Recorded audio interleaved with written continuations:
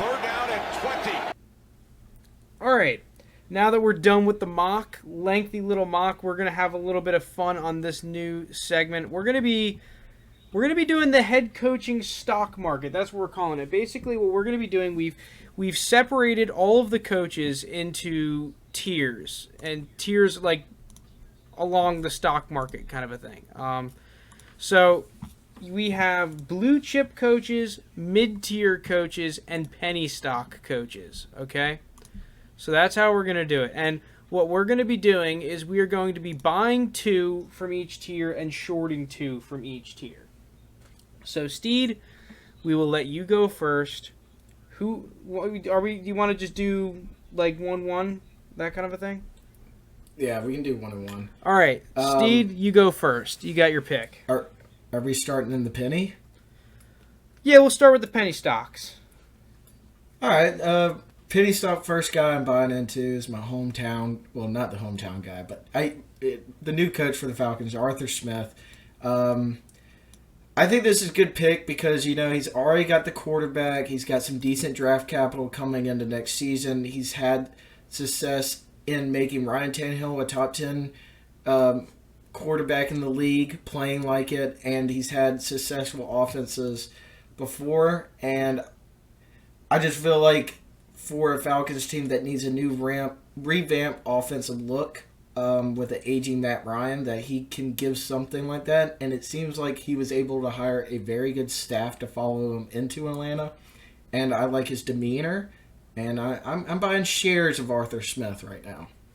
All right, well, for mine, I'm going to be buying shares of Brandon Staley, the Chargers' new coach, former defensive coordinator for the Rams. This is a guy that's just, when I look at the hire for the Chargers, I just think it's a perfect fit. The Chargers just need a coach that won't blow leads, a coach that can put together a defense that's good in the red zone, and a coach that'll win the turnover battle. I think it's a perfect hire for the Chargers. So I'll be taking Brandon Staley for my first one. My last buy in the penny stock right here, I'm going to go with my guy Cliff Kingsbury. I still think this is he's definitely in the upper echelon of the penny stock, but it's still a good buy because you're getting him low, even though they started out hot this year and underperformed drastically. Listen, you get him, his offensive mind with Kyler Murray, and he's got a talented defense. He's just got to fill a couple holes. They're definitely on the rise in the West where you're going to see some teams take a fall. And I think he's still a good buy that could inch into the mid-tier next season. Well, I'm going to be buying low, and I'm buying some kneecaps, baby. I'm going Dan Campbell. Partly for the memes, partly because I truly believe that a football team that takes kneecaps is probably the scariest team in the league. But no, on a serious note, we were saying with the Lions hire in our initial coaching video before Dan Campbell gave his awesome press conference that the Lions need a coach that's going to completely change the mentality of this football team. And I was partly joking when I said it earlier in the season. I was saying the Lions need to become the bad boys around town. The Lions need to become that team that you just don't want to play. Because right now the Lions are the team, when they're circled on your schedule and you're coming up against them, it's like, okay, well, it's time to get paid this week. It's time to put up some stats so that at the end of the season when management's looking at me, I get a little bit better of a contract. That's what the kind of team the Lions have been. The Lions need to transition into that team that says, hey, oh, crap, we have to go to Detroit now? Oh, I really want to play the Lions. The Lions, they play hard, They're a team that puts 11 men on the field and not 10 guys, So I think that Dan Campbell, Mr. Kneecaps himself, the dude, I'll buy it. I'll buy into him. Goodbye. Now we're going on to shorting guys. Yeah, now we're shorting them. All right, easily I'm shorting David Coley. I'm shorting him. Receivers coach for the Ravens. I'm not really sure why the Texans made this hire. Maybe they are in some insider trading, But there's too much of a mess going right now with Texans. You got Deshaun wants out, J.J. Watt wants out. You got glaring holes everywhere. It just seems like management is taking a shift, and it seems like a multiple year rebuild. I'm looking into something I want immediate returns from, and I don't think David Coley's going to get me that unless something remarkable happens. So yeah, I'm going to short him. Well, I've got an easy short, and that's going to be my guy Zach Taylor from the Bengals. To be completely honest, I think that the Bengals have a little bit better of a roster than people have thought. And, like, don't get me wrong, the Bengals are going to be adding talent. It's just, whenever I watch these Bengals games back on the All-22 film, whenever I'm doing analysis of other teams and the Bengals just have to be, like, on offense or defense against that other team, it's just, a lot of the schemes I'm not really a huge fan of, right? To give a specific example, I saw some plays on third downs for their offense where they're calling plays where a lot of the routes are going, say it's like a 3rd and 6, they're calling plays that are designed to get 14 yards, right? And, like, why are you doing that? That doesn't make any sense. We only need 6 yards. Like, can we get a little bit more of a gamer here? And, Zach Taylor, I thought you were a young guy. Like, shouldn't you be able to game it a little bit? So for me, it's Zach Taylor. I don't really believe that he can turn around the Bengals. All right. My last short is going to be Nick Sirianni, and it's not because of his coaching ability per se. Colts always produce good coaches, but I just can't get past the fact that this Eagles management and what went on behind the scenes that have just come out in the past few months is a mess right now. And now where Carson Wentz looks like he's going to be traded in any given week, you're trusting a guy in Jalen Hurts that we haven't got a good test out of. Is he the guy? Is he not the guy? So I'm not going to invest in a guy that I'm not truly sold in your quarterback. Plus you have other glaring holes. Cap situation's not the best. I don't think he could turn it around.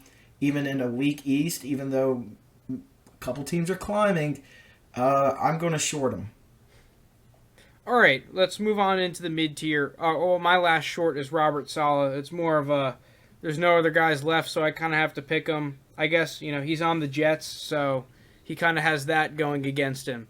But let's go into the mid-tier. I'm picking first here because you got to pick first on the pennies. You'll pick first on the blue chips.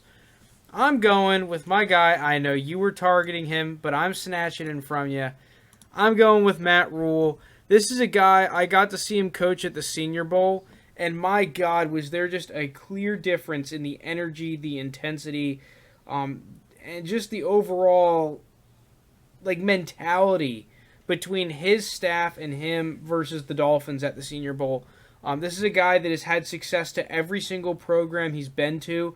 I think that the Panthers are a team that have a clear plan of how they're attacking off seasons by completely revamping their defense in year 1, and now they're in a position where they can revamp their offense in year 2. I really am a fan of Matt Rule and how I feel like he has that developing players mentality to him, so he's going to be my first buy here. I like that. My first buy, I'm going to go with Mike Zimmer. This guy is damn it. That was going to be my buy. Listen, the Vikings got off to a rough start this year, but the Vikings, their problems can be easily fixed, and he's a true known guy. Where last year, last couple of years, you probably been in that blue chip stock, but now you're buying him at his lowest point with an easily top 15 quarterback with Kirk Cousins, and you get Dalvin Cook and Justin Jefferson. This is a team that can easily bounce back next year and make the playoffs. I'm easily taking Mike Zimmer here. My next pick, I have to do it. Not Ron Rivera. John Gruden. I was close to going Ron Rivera, though. I love Ron Rivera. But John Gruden, I am taking the ultimate football guy. John Gruden is the living embodiment of there are two things that matter to him. Hooters and football. And that is what wins you football games. As long as they can put together a good roster around and keep adding talent to that Raiders organization, I think that John Gruden is going to get this team to the playoffs. All right, my last buy is going to be. I'm going to take Joe Judge. I'm going to do this. I'm going to buy Joe Judge. I believe in this Giants team, especially how they played late, and that defense looks like they're coming together. You get Daniel Jones, the second year in a new system coming in, and this weak East that will still be up to grabs. And I think the Giants are on some headway. They've made some smart draft picks that they could easily turn this around. And also, you get a guy that was coached under Belichick, so he's got some Belichick ways. And I'm going to buy into any kind of Belichick, unless you're Patricia. All right, well, my short, surprise to see this one coming. One of us was going to take it. I'm going to be taking Matt Nagy from the Bears. I've said it before. He did prove me wrong this season by making the playoffs. I'll give him credit where credit is due. But my whole problem with Matt Nagy is that this has been a defensively led football team. And I give that credit to Chuck Pagano and Ryan Pace. I actually do like their GM, Ryan Pace, who I know a lot of Bears fans do not like because he has not been able to figure out the quarterback position. But Matt Nagy, I think, has had some tools on the offensive side of the football. It has just been way too inconsistent. Now that they lose, what's his name? That defensive coordinator. I just said his name. I can't remember it. Regardless, they lose the defensive coordinator. I think that this team has a large chance of crumbling this season. So I'll be taking Matt Nagy short. I'm going to short Mike McCarthy. This is tough for me because I love the smashing of melons in the locker room. But, there's still so many holes in this Cowboys team. Yeah, you get Dak back, and hopefully you get Dak back, and their offense will be good. But, McCarthy, last time, I really can't remember last time he had really elite defense he was coaching under.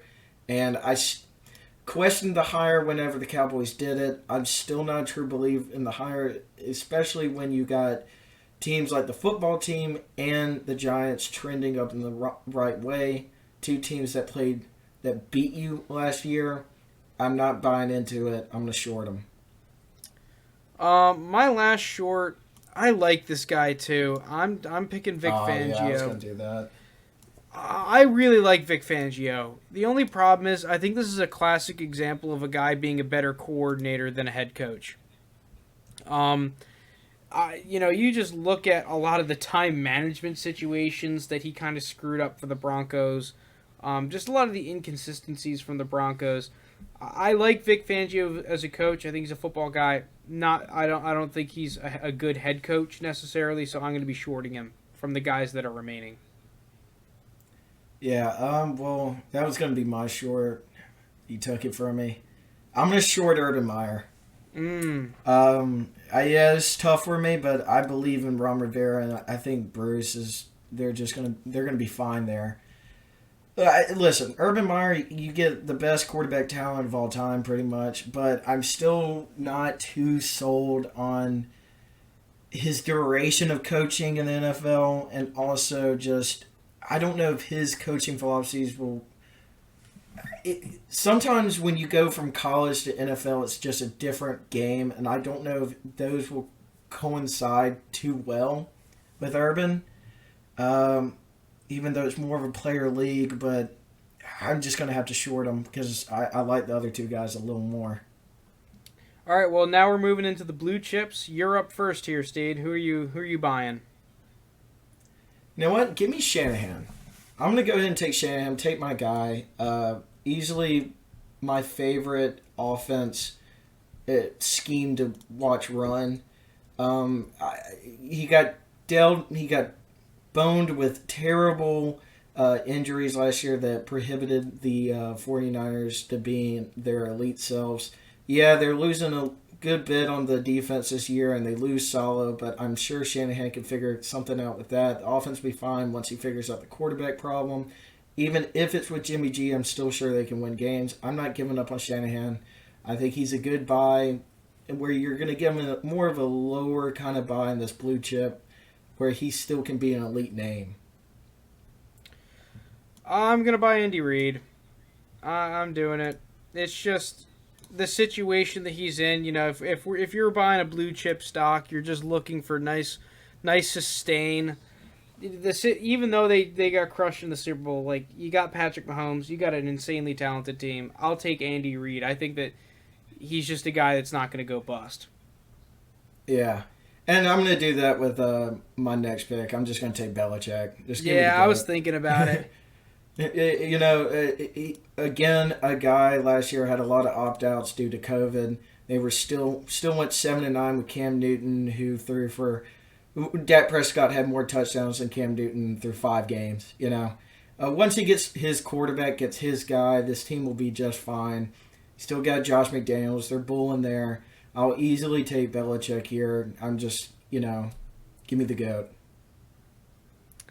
I'm going to take Belichick light. I'm going to go with Brian Flores. This is a guy that I just really like what I've seen on tape from him.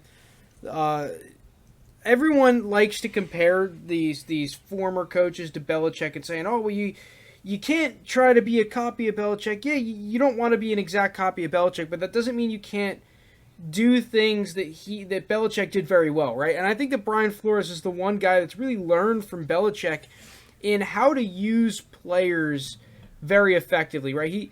Belichick, what has made him so good is that he's been able to turn other people's trash into treasure. And I think that Brian Flores has shown a lot of examples of being able to do that. The way that he completely revamped that defense in an offseason, and on the offensive side of the ball, how he was able to use Eric Flowers, move him to guard, and almost just use him as an interior tackle. He doesn't even put his hand on the ground. And how that offensive line unit went from being pretty subpar to now being one of the better units in the league. So I really like what I'm seeing out of Brian Flores. We give him a ton of draft capital this season. I really like what I'm seeing, and I'm buying in. Yeah, my first short, I hate this because I love a lot of these coaches. Yeah, it's tough. I don't know who to short here. I'm going to take Vrabel. I'm going to short him. Like, you lose your OC in Arthur Smith. I don't know. I understand that Derrick Henry's a different beast, but I still don't know the shelf life on him. Is he going to be able to run for 2K yards? Is Ryan Tannehill going to stay consistent after losing his OC that kind of like brought him up into this upper echelon of quarterbacks? Their defense has been a question. They can fix it through the draft, but it was a problem last year. If it doesn't get better in a division that looks like it's starting to, some teams are starting to turn heads a little bit. I feel like he could be like lost a little bit of the 8 ball and lost his room of winning. My first short, I'm going to take Pete Carroll. This hurts me to do because I really like Pete Carroll, but just looking at these list of coaches, I think that the Seahawks are one of the teams that's definitely trending down.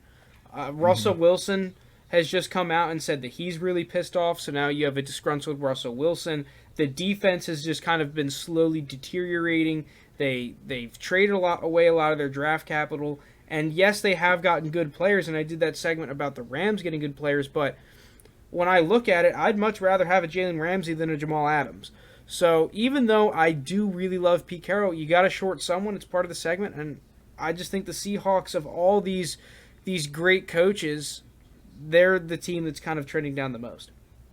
Yeah, I was hoping you wouldn't pick him. Now, this one's tough because there's a lot of good coaches on here. I'm just going to stick with the Packers hate. I'm going to do it. Who saw this coming? I'm going to pick LaFleur here. Now, my reasoning being, like, I love LaFleur's concept, and he's had nothing but success in the regular season. Granted, is it because of the easy schedule? Could be, but, you got to win the games. But Aaron Rodgers is on his way out sooner or later. I know he's coming off the MVP year, but they drafted Jordan Love for a reason. I don't know really what's going on there. And once Aaron Rodgers leaves and it's not really Rodgers' team anymore and he has to take mold with his players, I'm not sure if he could get it done or not. I can see that being a little glim hope for Packers and the Packers fans. So I'll just short LaFleur. I really have no idea who to go for here. I'm in between a couple of guys, mainly Sean McVay Sean Payton, Kevin Stefanski, and Frank Reich, one of these guys. I can't do Sean Payton, even though I think that their team is now in a worse position. I could see them having kind of like a Patriots year. I think that Sean Payton is just the most, if not, top 2, top 3 most brilliant and creative offensive coaches in the league. Yeah. I'm going to go with McVay. I don't know if I can, though. You know what? I'm going with Reich. I'm going with Frank Reich. I really like Frank Reich. I love this Colts organization. I'm not a fan of this short pick, but just looking at it, the Colts team is a team with a lot of holes, and they need a quarterback. And they don't have... they do have the necessary resources to fill it. It's just looking at these list of coaches, I just think that Frank Reich is the one I'd have the least, I guess. Yeah, so, I almost picked Sean Payton, but the same reason. He's just too good. He's too good. He's just too good. I couldn't do it, even though they have so many glaring holes. And, Harbaugh's the same, and I can't do Stefanski. I really love what I saw out of Stefanski this year when I did that Browns analysis. Listen, when you're shorting these blue chip stock coaches, it's just you get into the part where you're gonna have to reach a little bit. You're gonna have to reach on one. Mm-hmm. But that's gonna be our segment. I'll scroll down so you can see the results here. Did I miss one for you? Oh yeah, Matt LaFleur. I thought I put him in there. I'll do that real quick. But, I don't know, this is a fun little segment. Oh, there he is. Never mind. He's just on the next page. Fun little segment. I know we kind of scrapped these tiers together. So, Cliff Kingsbury kind of just got wrapped into the penny stocks. You can argue that Vic Fangio and maybe Matt Nagy or Mike McCarthy could be in the penny stock category. Or even that Bruce Arians, now that he won the Super Bowl, will be upgraded into a blue chip coach. So I can understand if you disagree with the tiers, but it's just a fun little segment. But this is going to be the end of the episode. If you made it this far, thank you so much for listening. Thank you so much for watching. If you like the content, please hit that like and subscribe button. It really helps us out. Check out the Instagram, the Twitter, the website if you're interested in finding more content or just following us on there. But that's going to be it, and peace out.